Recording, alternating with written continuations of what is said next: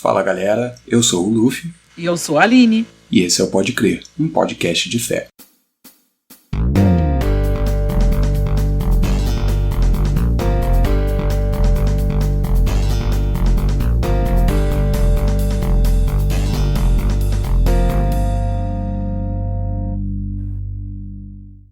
O tema de hoje é contentamento. Se Deus te desse tudo o que você sempre quis.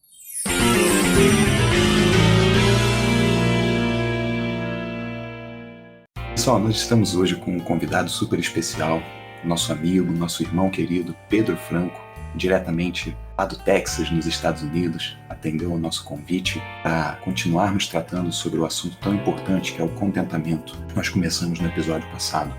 O Pedro é um companheiro da gente aí nos trabalhos da Igreja Presbiteriana do Brasil, no âmbito da mocidade.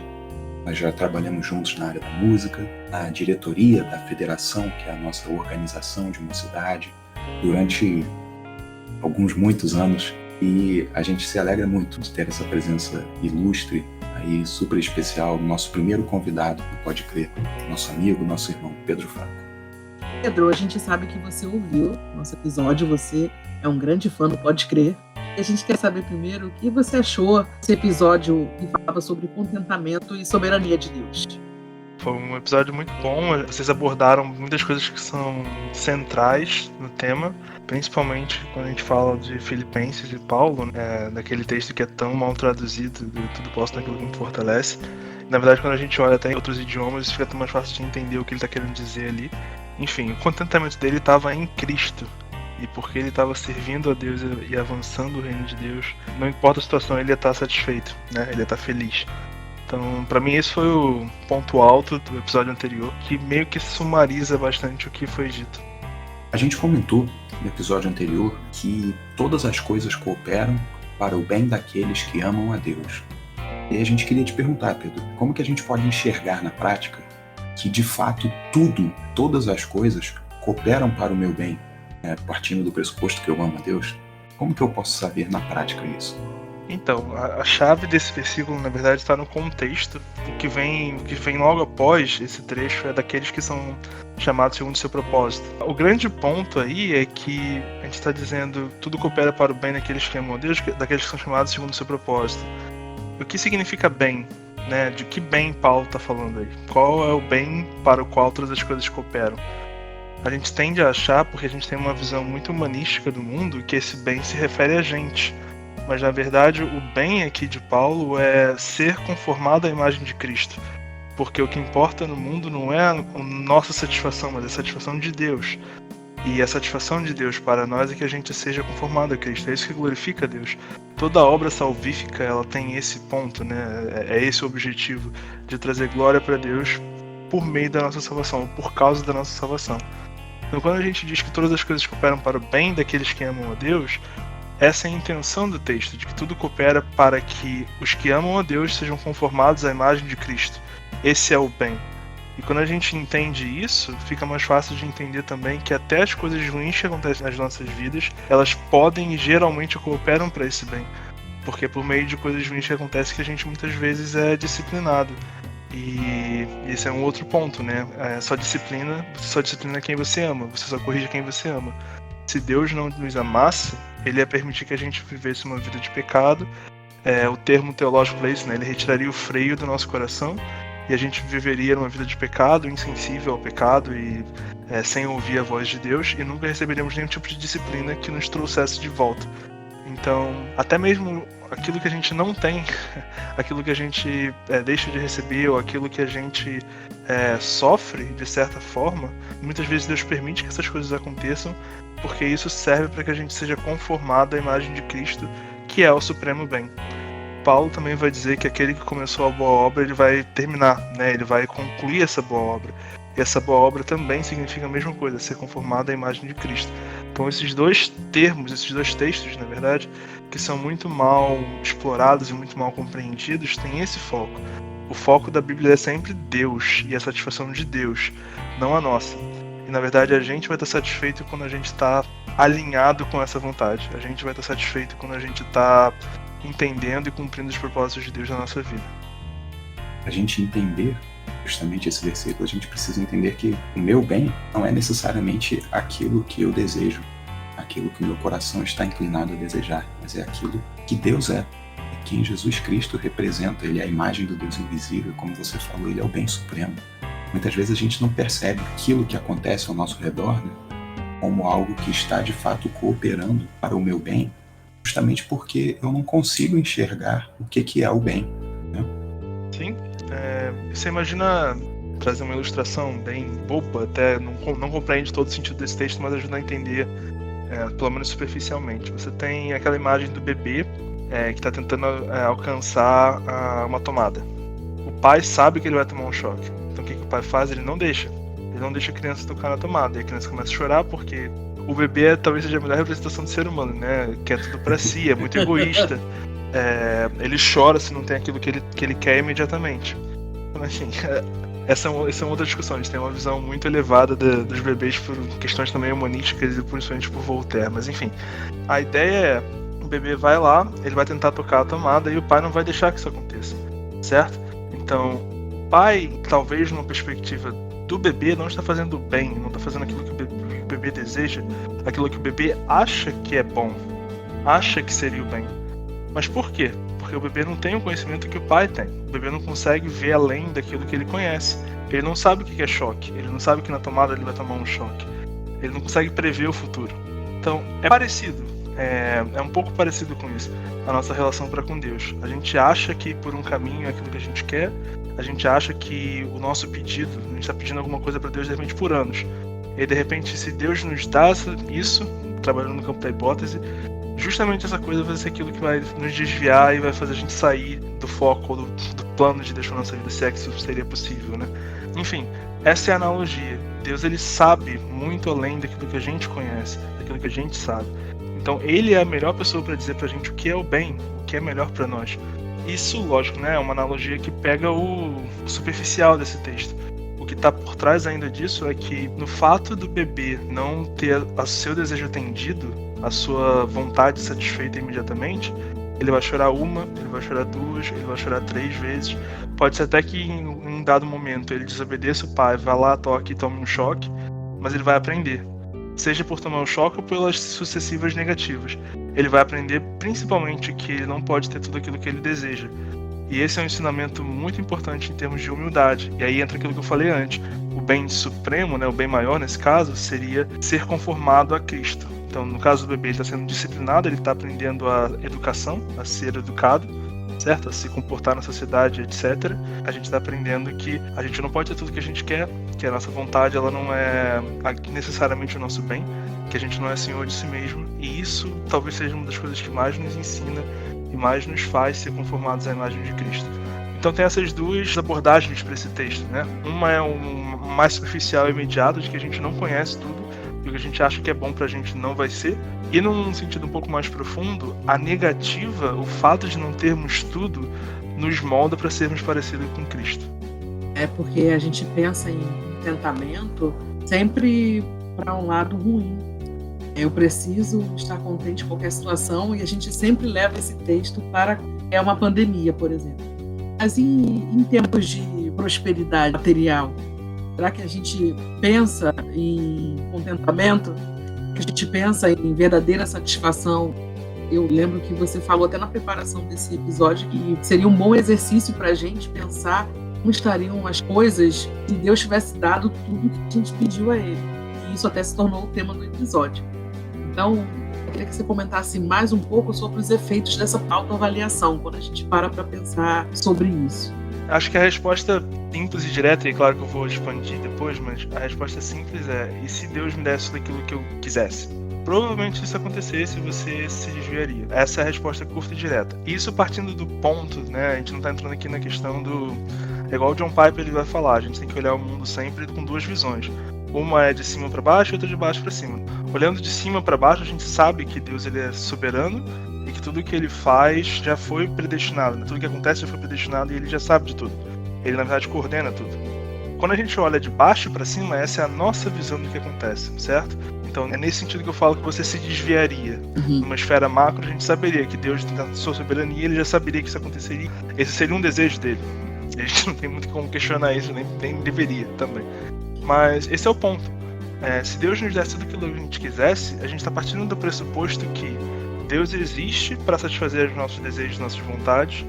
E se a gente ainda joga aqui na equação o fato de acharmos que Deus ele é supremamente bom, que de fato é verdade, a gente estaria obrigado a dizer que o nosso desejo, a nossa inclinação também seria boa. Porque se Deus ele é o supremo bem, né? Ele é infinitamente bom, e ele existe para satisfazer os nossos desejos e bondades, a única maneira de não haver um conflito nisso é se a nossa vontade, se os nossos desejos fossem também igualmente o supremo bem, se eles fossem sempre bons para nós. E não é o caso. Os nossos desejos e vontades, elas são pecaminosos. A gente estaria em pé de igualdade ou em superioridade a Deus, né? É um absurdo, uma contradição fundamental. É a inversão, é a completa inversão, né? Deus existe para me fazer feliz, para atender os meus desejos. Ele é o gênio da lâmpada, ele é obrigado a fazer isso. Então, esse é o primeiro ponto, né? Se Deus nos desse tudo aquilo que a gente desejasse, muito provavelmente a gente se desviaria. Isso porque a gente teria muitos outros motivos para não nos agarrarmos a Deus. E isso, eu sei que isso parece um paradoxo, mas quando a gente olha, por exemplo, a discussão de Cristo com o jovem rico, é muito o que está acontecendo ali. O jovem rico queria uma fé baseada em performance, onde ele não precisasse abrir mão de nada. Ele só tinha que performar, ele tinha que cumprir algumas coisas sem deixar nada para trás, sem se transformar num novo homem. Essa é a ideia, certo? Então eu posso ter todas as minhas posses, eu posso ter todos os meus bens, desde que eu cumpra certos passos, certas leis, certos rituais, e eu seja zeloso para com isso, então eu consigo a salvação. Eu consigo servir e agradar a Deus. Mas o que Cristo fala? Bom, você quer me seguir? Então você vai dar tudo que você tem para os pobres e me segue. E aí a gente entende que, e aí vem um outro versículo, né? Onde está o teu tesouro, aí está também o teu coração. E esse é o grande ponto. Se Deus nos desse tudo aquilo que a gente quer, será que tudo que a gente quer é Deus? Qual é o desejo do nosso coração, certo? Será que a gente pode confiar no nosso desejo de coração? Será que Deus pode confiar no nosso desejo de coração? É por aí que a gente tem que entender essa questão. O que eu tô querendo dizer é que é bom que Deus não nos dê tudo aquilo que a gente quer. A proposta do Pode Crer é trazer as respostas à luz da palavra de Deus. E à luz da palavra de Deus, o profeta Jeremias dá uma palavra muito clara a respeito disso. Ele fala que o coração do homem ele é desesperadamente corrupto. Ele é enganoso e é desesperadamente corrupto. Se a gente seguir o nosso coração, como muitas vezes a gente escuta por aí, se Deus de fato concedesse aquilo que o nosso coração deseja, é como você colocou muito bem. A gente estaria completamente afastado de Deus. Isso não seria aquele bem que a gente comentou anteriormente na outra pergunta. Exato, seria justamente nesse ponto Deus estaria fazendo mal, o que é impossível para ele. Então também é possível para ele agradar a nossa vontade. Se você ler outro texto, Luffy, por favor, Ezequiel 36, 26 e 27, ele fala da regeneração, que é geralmente o que a gente esquece quando a gente fala do processo de salvação. A gente tende a falar só de justificação e santificação, mas existe uma etapa anterior que se chama regeneração e que é bem descrita nesses dois versículos. Darei a vocês um coração novo e porei um espírito novo em vocês. Tirarei de vocês o coração de pedra e lhes darei um coração de carne. Porei o meu espírito em vocês e os levarei a agirem segundo os meus decretos e a obedecerem fielmente às minhas leis. Então, você vê o que acontece, né? Quando a pessoa ela se converte, Deus ele tira um coração de pedra, que é o mesmo termo utilizado para o coração de Faraó na época do Egito. Sim. Que Deus endureceu o coração de Faraó, né? A mesma ideia. Então Deus retira o coração de pedra e dá um coração de carne. A ideia de um coração de carne é um coração que é sensível ao invés de insensível, né? Então um coração sensível à palavra de Deus. E Deus dá um espírito novo, que representa nesse caso o Espírito Santo, que é o mesmo espírito que vai fazer o vale de ossos secos ganhar a vida. Então Deus te dá um espírito novo e retira o seu espírito atual, que seria um espírito sem condições de agradar a Deus, por assim dizer. Então Deus está te fazendo uma nova criatura. Então isso acontece, a regeneração, é o primeiro passo, até antes da justificação. Tem gente que diz que acontecem os dois em paralelo, né? Aí é uma discussão mais teológica que não cabe aqui. Mas o fato de tornar-se uma nova criatura começa aí. Você recebe um novo coração, você recebe um novo espírito, no caso o Espírito Santo. E aí sim, aí faz sentido Cristo falar que tudo aquilo que você pedir crendo, você vai receber. Por quê? O O que você pede, crendo e recebe, tem que estar alinhado com a vontade de Deus. Se você recebeu um novo coração e você tem o Espírito Santo de Deus, tudo aquilo que você pede, crê, você vai receber se você está pedindo e crendo com base na vontade de Deus, que é o que vai estar no seu coração a partir de agora. Se você pede algo para Deus que não provém de um desejo, digamos assim, alinhado com a vontade de Deus, Deus não tem por que te conceder isso. Agrada-te do Senhor e Ele satisfará os desejos do teu coração. A gente esquece do início desse versículo muitas vezes, né? Preciso inicialmente agradar-se do Senhor, que o seu coração se deleite inteiramente nele. E é muito, a razão ela é muito simples, né? Você vê que é uma relação de causa e consequência. O conceder o desejo do seu coração, ele é um resultado de algo, certo? Qual que é esse algo? É o se agradar no Senhor. Se você olha, por exemplo, de novo para Cristo, buscar, pois, em primeiro lugar, o reino de Deus e a sua justiça, todas as demais coisas vos serão acrescentadas. Qual que é a relação? Tem que buscar primeiro o reino de Deus e a sua justiça. E aí, como consequência, tudo vai ser acrescentado. Por quê? Quando a gente tem uma luta, uma dificuldade, digamos que a gente está orando por algo há anos, sei lá, eu quero um emprego melhor, eu quero morar num lugar melhor, eu quero uma cura de uma doença, eu quero me casar, eu quero, sei lá, qualquer coisa que você está pedindo. A sua oração tem que ser a seguinte: Deus, se isso que eu estou te pedindo, digamos, se a cura dessa doença vai me fazer avançar o seu reino na Terra, se a cura dessa doença vai fazer com que eu consiga ser mais útil na sua casa, mais útil para a sua obra, então me dá. Se o fato de eu permanecer com essa doença faz com que eu seja mais útil na obra, faz com que eu consiga com que o seu reino avance por meio de mim, digamos assim, então não tira. Olha a relação de Paulo, voltando para ele, com o espinho da carne. Ele diz que ele pediu para Deus tirar o espinho da carne diversas vezes, mas ele vai dizer aqui em Filipenses que ele sabe lidar com todas e qualquer situação, mesmo com o espinho na carne. Por quê? Quando ele fala que tudo posso naquele que me fortalece, a ideia é que ele pode tudo porque ele tem um foco em Cristo. O objetivo dele é avançar o reino de Deus, então não interessa a circunstância. Não interessa o que ele está passando, ele vai estar contente. Porque, de novo, a criatura está vivendo o propósito para o qual ela foi criada. Essa é a ideia. Quando a gente busca o reino de Deus, em primeiro lugar, o resto vai vir, se for da vontade de Deus, e se for também para glorificar a Deus. Essa deve ser a oração, então. Eu estou citando várias coisas aqui, né? Mas se você olha, por exemplo, em termos de nação, eu acho que é Salmo 67 que fala um pouco sobre isso. E é uma ideia que está presente no Antigo Testamento inteiro, principalmente no Antigo Testamento, e que a gente consegue ver também na história da igreja. Falando da história recente, países como os Estados Unidos, países como a Inglaterra, que na época que tiveram um povo voltado para Deus, eles foram a luz do mundo. Os Estados Unidos atualmente está deixando de ser a luz do mundo justamente por isso. E quando a gente olha para o Antigo Testamento, Israel era a luz do mundo quando estava voltada para Deus. Qual era o motivo de tanta bênção, de tanta fartura que Deus dava para o povo, para a sua nação? Era pura e simplesmente para que o povo de Israel, voltando para o Salmo 67, o povo de Israel pudesse ajudar outros, principalmente o povo em si, e os que fossem dominados também, no caso, dependendo da circunstância, mas que você consiga ajudar os outros, então você recebe a bênção de Deus para que você abençoe alguém, e por isso os povos vão dizer, olha, Deus é bom, Ele é um bom juiz, e é isso que o Salmo 67 vai falar com outras palavras. Então essa é a ideia, até as bênçãos que você recebe, elas são dadas para você com um propósito, e esse propósito é glorificar a Deus. Digamos que Deus te dê riqueza financeira, Ele vai te fazendo melhorar na sua vida, certo? Qual que é a sua resposta natural? É ajudar as pessoas. Por exemplo, dar seu dinheiro, mais do que o dízimo, você vai dar dinheiro também para missões, você vai enviar missionários, você vai cuidar dos pobres. Quanto mais você faz isso, mais Deus vai te abençoar, porque você está usando as bênçãos de Deus para abençoar as outras pessoas.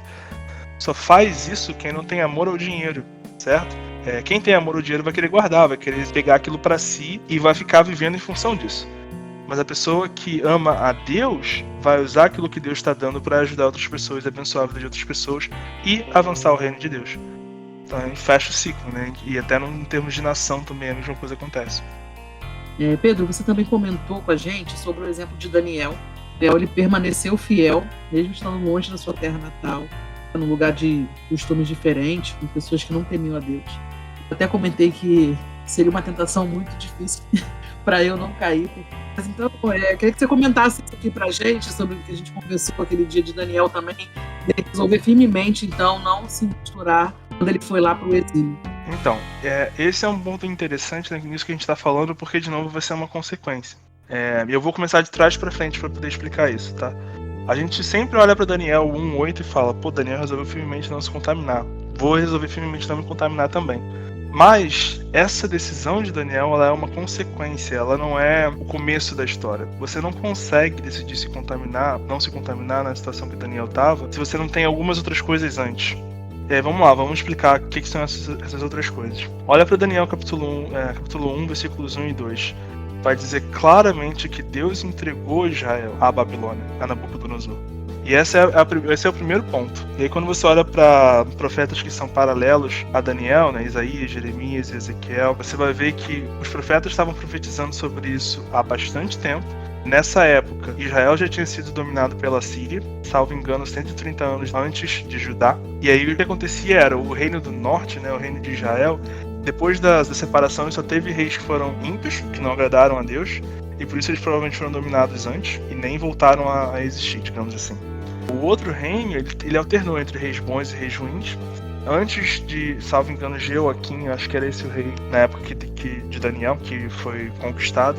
O pai dele foi um rei muito fiel a Deus, e Israel viveu um período de avivamento.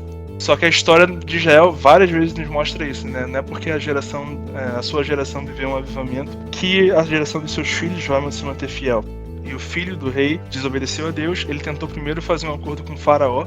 Nessa época a gente tinha 3 grandes nações, era a Síria, Egito e a Babilônia, sendo que a Babilônia era a terceira força, era o país emergente. A Síria e o Egito eles estavam brigando muito intensamente e se enfraqueceram ambos. E nessa época o Jeoaquim quis fazer um acordo com o faraó, então ele se submeteu à vontade de faraó, que já deixou Deus bem insatisfeito. Só que acontece foi que o faraó, o Egito e a Síria ambos se enfraqueceram porque estavam lutando entre si. E aí a Babilônia surge como quem era a terceira força, ela passa a ser a primeira. E aí vem e domina completamente a nação o Reino do Sul, né? E aí o que é interessante é que Deus permite que isso aconteça. E os profetas falavam exatamente isso. Se vocês não voltarem, Deus vai permitir que vocês sejam dominados. Deus vai levar vocês cativos.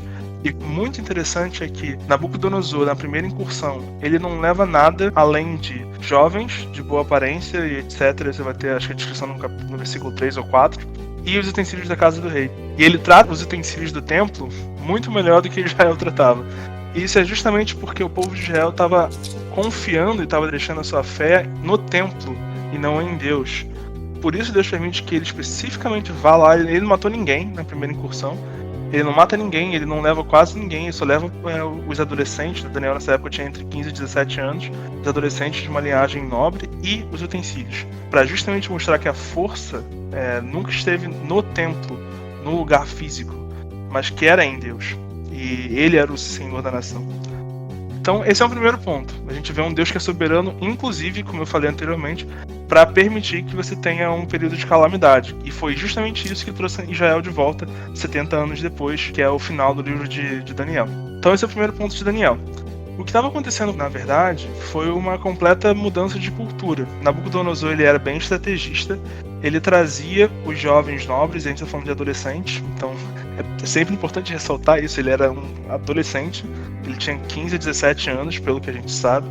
A primeira coisa que ele ia fazer, ele ia trocar o nome desses adolescentes. Você vai ver que os nomes dos amigos de Daniel e de Daniel, o final de 2 nomes. A gente tem Daniel e Misael, terminados em El, que significa, um dos nomes de Deus, né, na língua hebraica. Ananias e... Azarias, isso. O final dos nomes deles significa Jeová, em hebraico, as 3 últimas letras. Então, os nomes eles eram ligados com Deus. Eu não lembro exatamente quais são os termos, quais são as palavras. Daniel significa Deus é meu juiz, mas tem alguns outros que... Todos eles têm uma ligação com Deus. A primeira coisa que foi feita foi trocar os nomes, né? Daniel recebeu Beltesazar, que significa servo de Bel, que era uma divindade babilônica. Aí você tem Abednego, que significa servo de Nego. Você tem Sadraque, Mesaque. Um era do deus Marduk, Mesaque, e Sadraque era uma referência ao deus Vênus.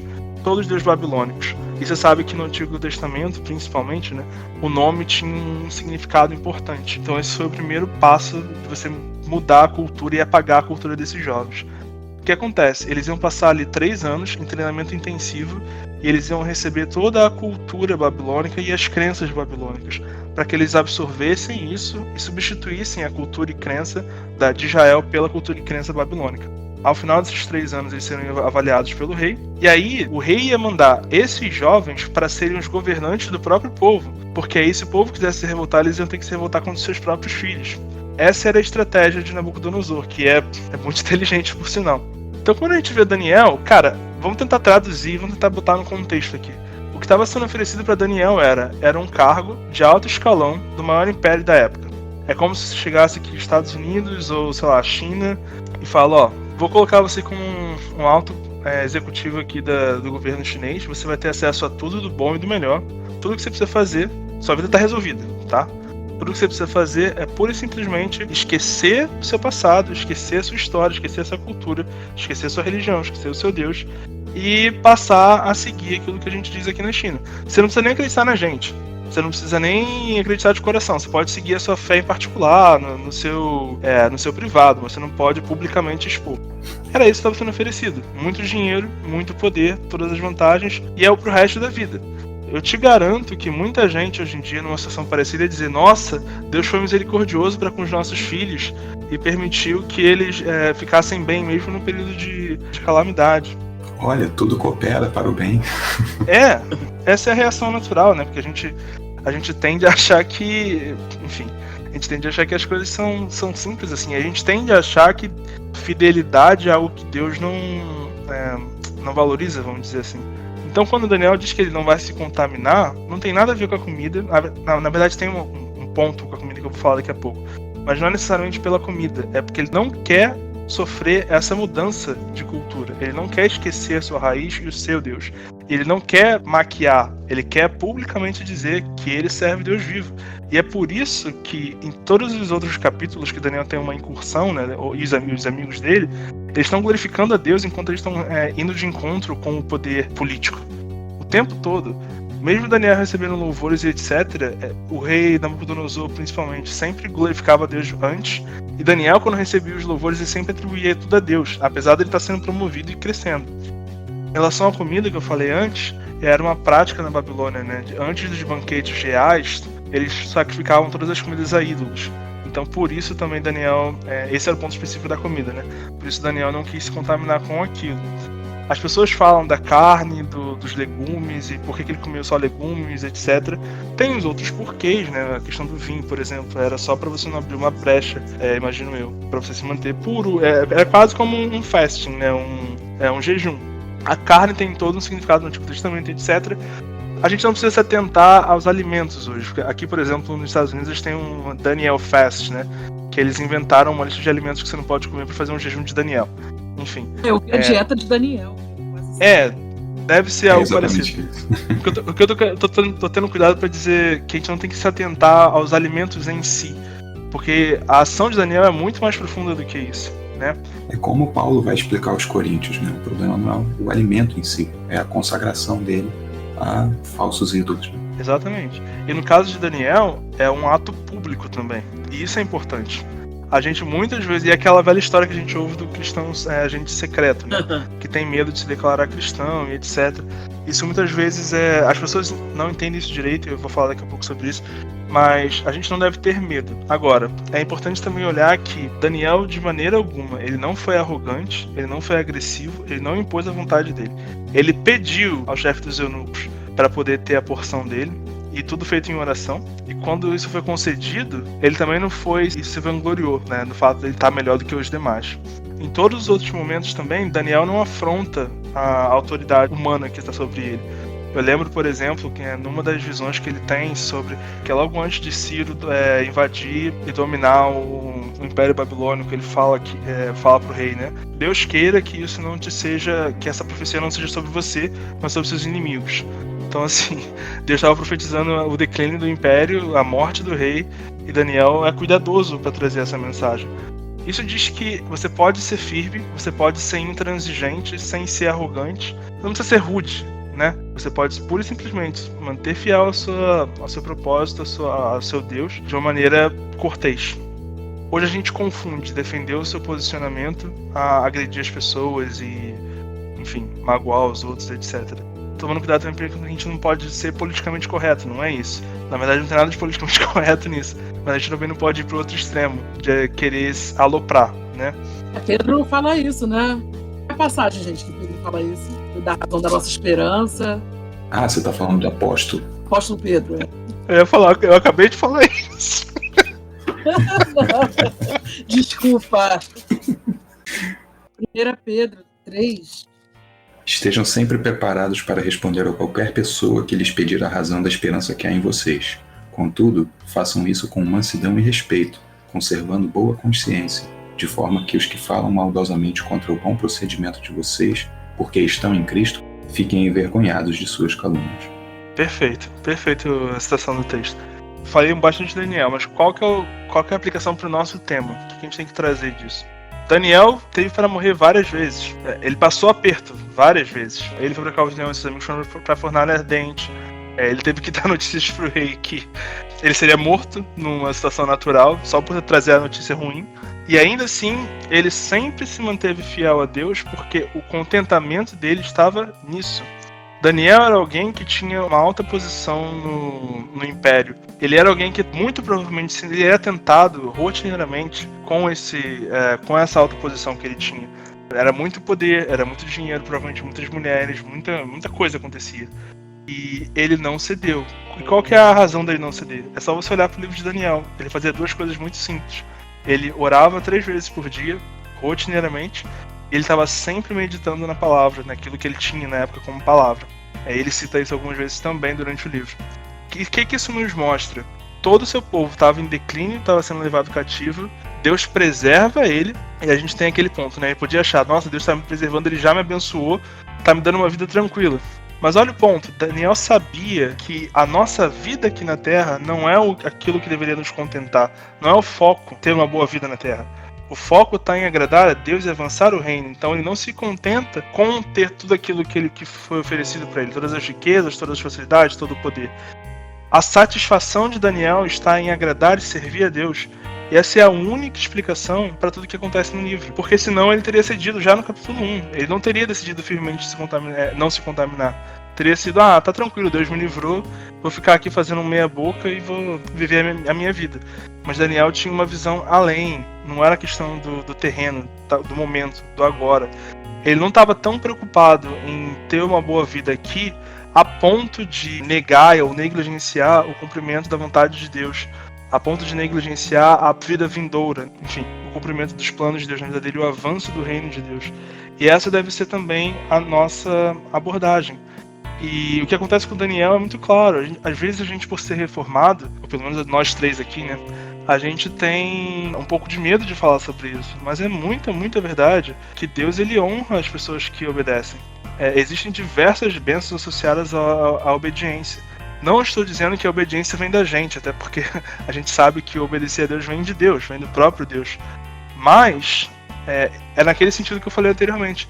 Ele vai te dar, ele vai te abençoar, ele vai te colocar em posições para que você consiga fazer um bem cada vez maior, sendo bem aquilo que glorifica a Deus. E é óbvio também, e esse é um outro ponto de Daniel, que o que ele enfrenta no capítulo 1 é menor do que ele enfrenta no capítulo 2. É menor do que os amigos dele enfrentam no capítulo 3. E é menor do que ele vai enfrentar no capítulo 4, que é menor do que ele vai enfrentar no 5. Que vai ser menor até o que ele vai enfrentar no 9, porque no 9 ele já começa a falar com Deus para pedir livramento para o povo. Então, Daniel está sendo testado nas pequenas coisas e está sendo fiel. Deus dá um teste maior, ele continua fiel. Deus dá um teste maior, ele continua fiel. E Deus vai fazendo ele subir, ele vai dando mais e mais e mais e mais. Por quê? O foco de Daniel não está nas coisas que ele tem, o coração dele não está centrado nisso. Então, qual que é o ensinamento aqui, né? Ser fiel no pouco e sobre muito te colocarei, que é o que a palavra também ensina. E aí sim, sobre contexto, tá vendo? Não se trata de, eu vou ser fiel no pouco porque Deus vai me fazer rico. Não é esse o ponto. É ser fiel no pouco no sentido de o meu coração está focado em servir a Deus. Não interessa onde eu tô. E aí pode ser que se fizer sentido para o avanço do reino de Deus, para a glória dele, sim, ele vai te colocar sobre muito. Ele vai te colocar sobre uma posição de influência. E não tem nada não reformado nisso. É a palavra. E a questão do pouco e do muito não significa pouco e muito dinheiro, não.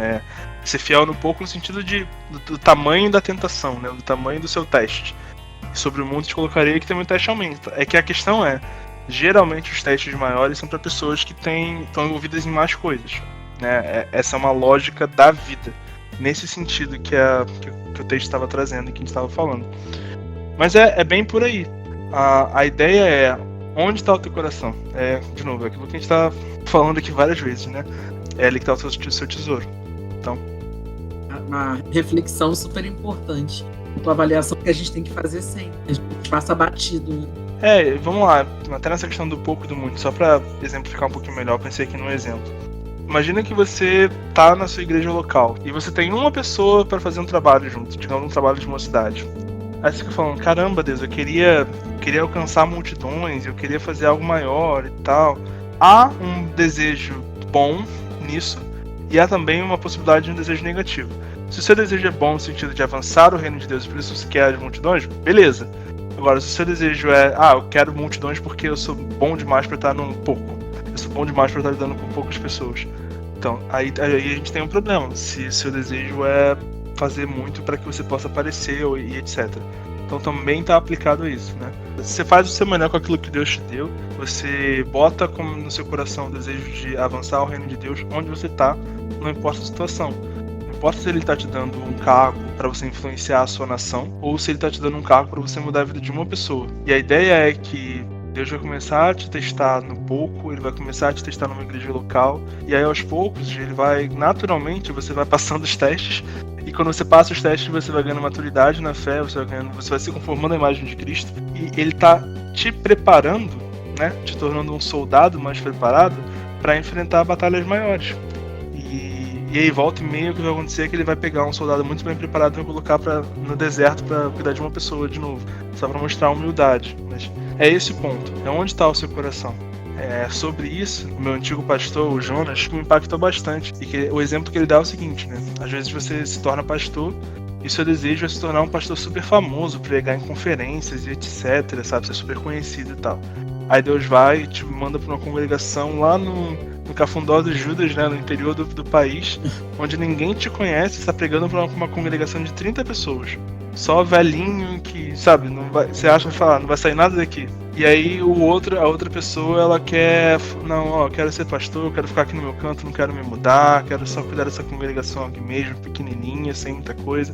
Deus pega essa pessoa e joga ela lá para ser o pregador famoso, só para mostrar que ele é soberano, que ele justamente não está aqui para satisfazer o desejo do nosso coração. Então, de novo, a gente só vai ter o contentamento quando a gente estiver buscando a Deus. O nosso contentamento está intimamente ligado à vontade de Deus, a fazer aquilo que Deus nos criou para fazer. Então, se Ele nos desse tudo aquilo que a gente quer, de novo, a gente só seria feliz se tudo aquilo que a gente quisesse fosse viver para Deus, ser parecido com Cristo. Até nesse assunto, assim, muita gente acaba se desviando, porque eu esperava que fosse assim, aí passei por provações, passei por aquilo, e Deus não é nada daquilo que eu pensava, e tá tudo envolvido nessa questão. O Deus das coisas ou as coisas de Deus? Sim. E aí, desanimei da fé por causa disso e daquilo. Você desanimou ou a sua fé nunca esteve firmada no lugar que deveria estar? Paulo vai dizer que ele sabe viver em toda e qualquer situação, seja ela favorável, seja ela em abundância, ou seja ela ruim, né, na pobreza lá. E aí a gente entende então que o contentamento cristão não é um assunto só para quando eu estou passando pela prova. Como diria o irmão Lázaro, eu vou passando pela prova dando glória a Deus, a gente só pensa nisso. Não, mas quando a gente está passando também pelo momento de prosperidade, a gente também tem que dar glória a Deus, a gente também tem que ver que tudo é para Ele, tudo vem dEle. Nós devemos usar, né, nossa prosperidade material para a glória dEle, continuar obedecendo. Acho que é muito dessa nossa reflexão, onde está o meu coração, onde estão os meus desejos. Isso que eu estou pedindo para Deus é para quê? A vida do cristão ela tem um propósito muito maior. A gente tem um propósito maior que é viver para a glória de Deus. Então, acho que resumindo o que a gente conversou até agora é isso. Deus é soberano sobre toda e qualquer circunstância. A gente só consegue enxergar o quanto somos abençoados a partir do momento que amamos a Deus e temos Jesus como nosso tesouro mais precioso. Não podemos nos deixar levar, então, pela influência do mundo, pelo aquilo que o mundo diz e que é bom, que é satisfatório, porque a nossa satisfação, então, está em Cristo. E esse é um grande problema também, que é quando a gente começa a deixar os conceitos que são do mundo para dentro da nossa vida, dentro do cristianismo. A gente começa a olhar, e a Bíblia diz isso muito claramente, a gente não deve invejar a prosperidade dos ímpios. A gente começa a olhar aquilo e perguntar, nossa, estou aqui nessa situação e fulano está lá vivendo bem, é dessa. Mas Deus nos diz, a gente não deve invejar essa prosperidade porque o fim deles é triste. Nós temos uma garantia aí que é viver eternamente com Cristo na glória.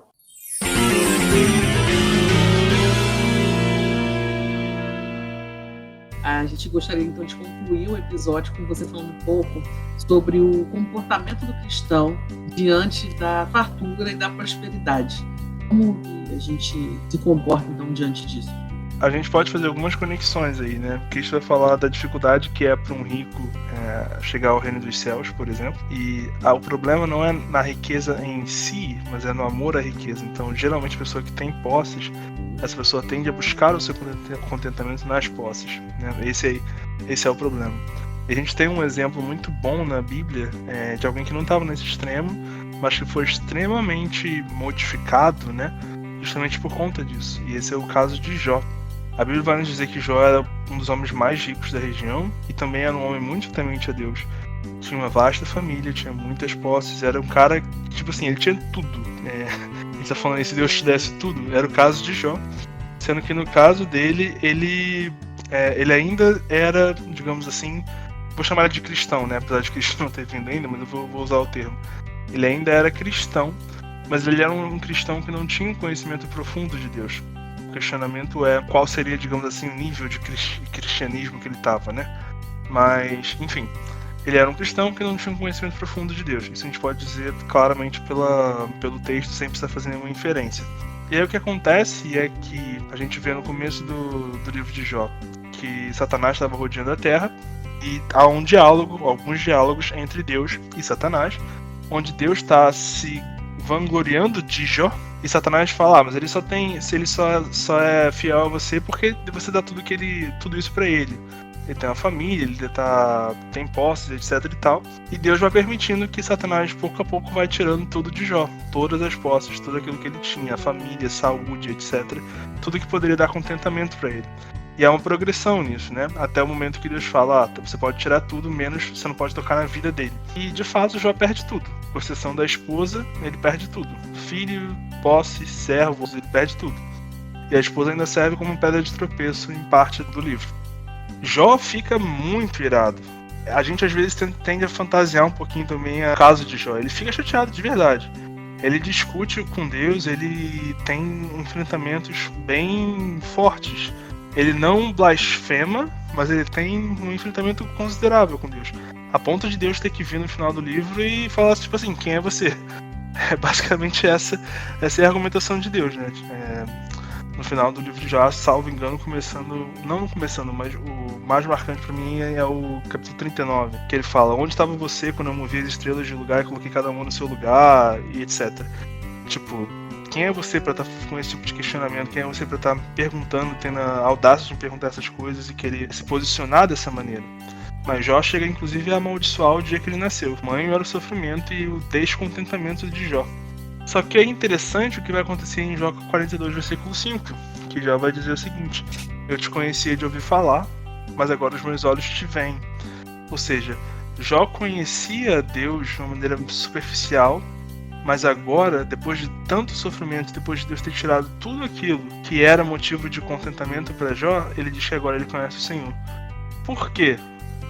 E aí é uma inferência, mas Jó achou a real fonte de satisfação, a real fonte de contentamento.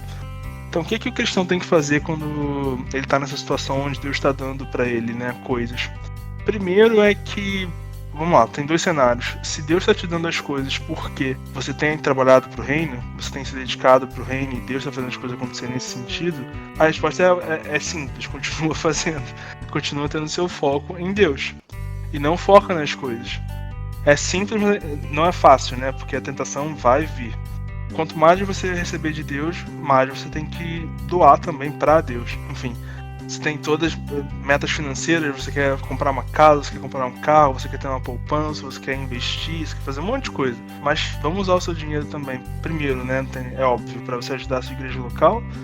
Se Deus está te dando condições, vamos ajudar um grupo de missionários sério, vamos fazer alguma coisa que realmente seja produtiva com essa bênção que Deus está te dando. Mas não é só dinheiro, é tempo. O que você está fazendo com o seu tempo, que é o seu bem mais valioso, que é aquilo que você não pode... É a única coisa que você gasta, não tem como retomar, né? Você não tem como recuperar. Como você está usando o seu tempo? E por isso que John Piper vai falar, né? Não desperdice a sua vida. E você está buscando a glória em Deus, é o mesmo sentido. Então, como você tem usado o seu tempo? Não interessa se você está tendo tudo que você deseja. Digamos que você está passando um momento muito bom na sua vida. Caraca, arrumei uma pessoa, casei, tô tendo um filho, fui promovido no trabalho, consegui comprar uma casa, tô com meu carro, tá tudo caminhando super bem. Covid estourando, mas graças a Deus me livrou e eu tô passando muito bem por esse momento. O que eu tenho que fazer? Simples, não cede à tentação de achar que o seu contentamento está nessas coisas, porque Deus pode muito bem tirar, como ele fez com Jó. Se achegue a Deus e peça a Deus para que tudo isso que ele está te dando, todas essas bênçãos, sejam usadas para a glória dele, para avançar o reino de Deus. E viva dessa maneira, né? Se coloque dessa maneira. Tenha isso em mente, tenha esse propósito. Pode ser sim que as coisas comecem a ficar mais difíceis para você, porque é natural, mas isso não significa que você vai estar menos contente, muito pelo contrário. Aí você vai entender verdadeiro contentamento. É esse o raciocínio. O segundo cenário seria, né, justamente esse: você está tendo tudo, não necessariamente porque você já sabe que você tem que servir a Deus e etc, mas não é isso. Você está tendo tudo só porque é um momento de fartura na sua vida.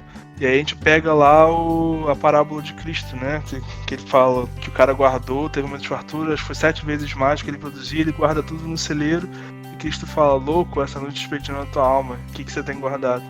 Onde está o teu foco? Você está trabalhando, se matando, trabalhando, sei lá, 15 horas por dia para conseguir posses, para conseguir ter mais coisa, para dar mais coisa para o seu filho, para sua esposa, para sua família, quando de repente tudo que eles querem, o que eles realmente precisam, a gente volta na analogia, né?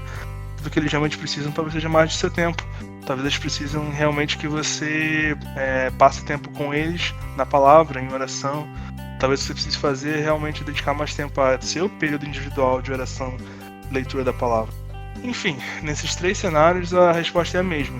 Vive uma vida que é para avanço do reino de Deus. Você não pode firmar o seu contentamento nas coisas que Deus está te dando, se tudo estiver caminhando bem para você. Porque quando ele tirar, se ele quiser tirar, você vai ter que saber lidar com isso também. Se o seu contentamento está nessas coisas, você vai... Deus, que tendo muita misericórdia de você, vai ser como Jó, que ele não vai permitir que você se desvie completamente, mas é o risco. E aí a gente vem, né, para aquilo que Cristo também fala, só para contextualizar: você não pode servir a 2 senhores, ou você serve a Deus ou você serve as riquezas. E aí que tá, não tem outro caminho para o ser humano, a gente vai ser sempre servo, a gente vai ser sempre escravo de alguém. A gente pode tentar ser feliz sendo escravo dos bens materiais, ou a gente pode ser feliz sendo escravo de Cristo. A questão é o que você quer, né? Pois é. A questão é se você é uma nova criatura. Sim. Muito bom mesmo.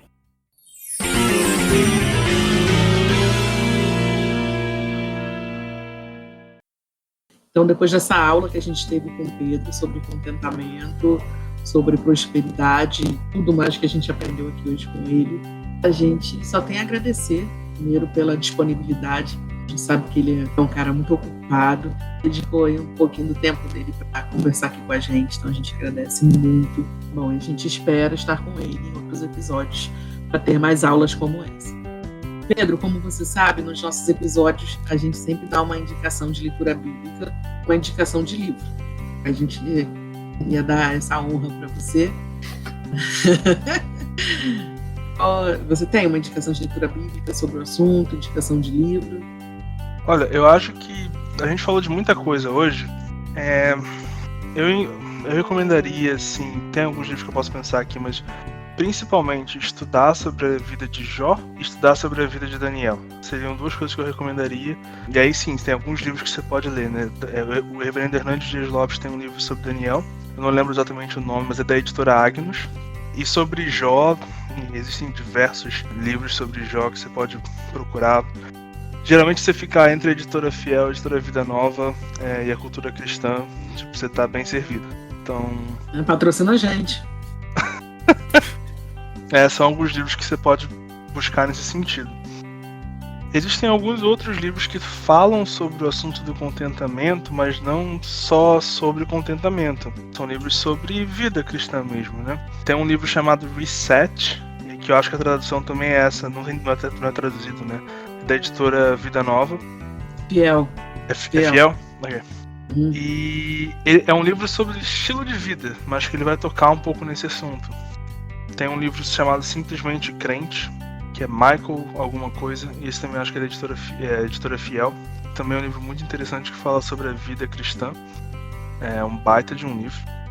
Se você gosta de ler, e aí se realmente você gosta de ler, tem um livro que é do Lloyd Jones, que é sobre o Sermão do Monte, mas é um livro grande, bem grande, consideravelmente grande. Então se você gosta de ler, vale a pena. São tipo... Desculpa. São mil... É que eu tô imaginando um livro do meu tamanho, assim. São mil e tantas páginas. Realmente grande, só sobre o Sermão do Monte, né? Mateus de 5 a 7. Enorme. Mas é um livraço e, lógico, né?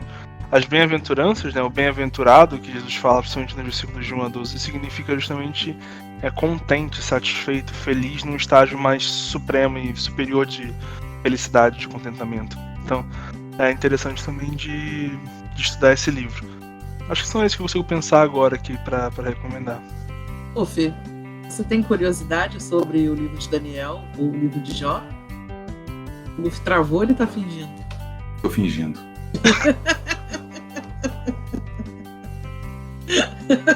Meu Deus. Tô fingindo porque eu não tenho curiosidade, gente. Eu não sabia que iam ser essas as recomendações. Tem mais um livro para recomendar. Fundamental, do John Piper. Então, mais dois livros do John Piper, que aí realmente falam sobre contentamento e sobre propósito de vida, né? Não Jogue Sua Vida Fora e Plena Satisfação em Deus. Os dois são muito bons. Não Desperdice Sua Vida, eu acho que é esse o nome. Muito bom. Eu acabei de lembrar aqui que o livro de Jó é considerado o livro mais antigo a ter sido escrito, né? Ah, sim. Algumas hipóteses aí dizem que ele teria vivido ali mais ou menos na época de Abraão. E muitas vezes a gente não se liga nisso por causa do próprio posicionamento do livro de Jó na ordem dos livros da nossa Bíblia, né? Então tá aí, tá paga a curiosidade de hoje. É isso, parabéns. Você quer curiosidade sobre Daniel? Opa, manda! Daniel é considerado o Apocalipse do Antigo Testamento, por conta das profecias do final do livro, a partir do capítulo 9. Toma, Luffy. É isso. Pedro, muito obrigado mais uma vez. A gente encerra agora esse episódio em grande estilo. Com muita alegria no coração mesmo de você ter disponibilizado um tempinho aí para estar com a gente. Obrigado aí por tudo. E pro pessoal que está ouvindo a gente, é só aplicar agora tudo isso que vocês puderam aprender juntamente com o nosso amigo Pedro Franco, hein? Lembrando então, galera, sempre curtir, compartilhar, print quando você estiver ouvindo a gente. Marca lá, @um podcast de fé no nosso Instagram. Se tiver alguma dúvida, sugestão, crítica, elogio, que a gente gosta também, manda por o verpod@gmail.com ou no direct também do nosso Instagram. Na bio do nosso Instagram tem um link com todas as plataformas digitais onde você pode ouvir o Pode Crer. Tchau, galera. Muito obrigada. Valeu, galera. Fiquem com Deus.